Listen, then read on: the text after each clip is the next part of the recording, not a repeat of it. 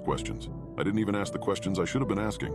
Like when Hoodie Guy gave me an ID that was clearly fake. Don't ask questions and you'll be fine. I kept repeating that to myself, and I kept my eyes glued to the computer screen, never even glancing up at them. When it hit midnight, I assumed the rest of the night would be smooth sailing. On this lonely stretch of highway, it was unlikely anyone else would check in.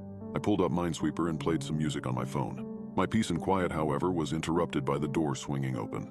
At 2 a.m., I glanced up to see the guy in sunglasses. The guy who looked like he'd stepped out of The Godfather. Oh no, I should have locked the door.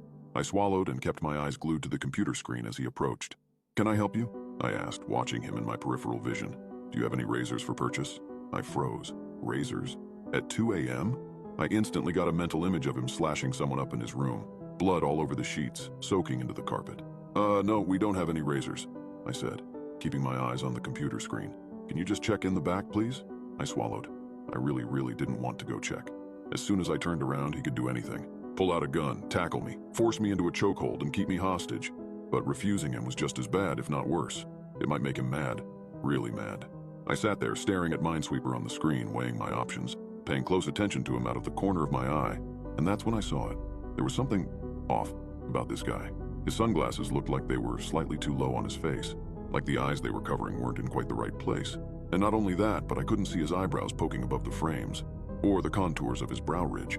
Everything above the glasses was perfectly flat and smooth, like he had no eye sockets at all. "Can you check in the back, please?"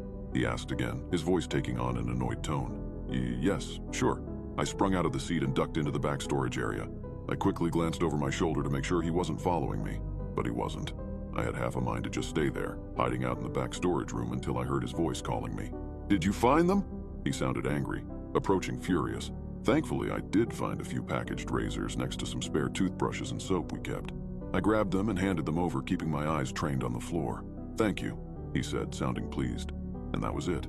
He turned around and left. As soon as the door shut, I ran over and locked it. I closed the blinds and sat back down at the front desk, my heart hammering in my chest. All I could picture were the strange contours of his face. And as I sat there, I realized something. All three guests that I'd checked in since the start of my shift, the Godfather guy, the makeup woman, the hoodie guy, had something covering their face or head. I mean, I wasn't exaggerating about the woman having enough makeup for a clown. She was wearing foundation so thick that it cracked around the corners of her eyes and lips, and wore false eyelashes so long they gave the appearance of spider legs. And Hoodie Guy had kept his hood pulled so tightly over his head that his ears and hair weren't visible. It was like they all had something to hide.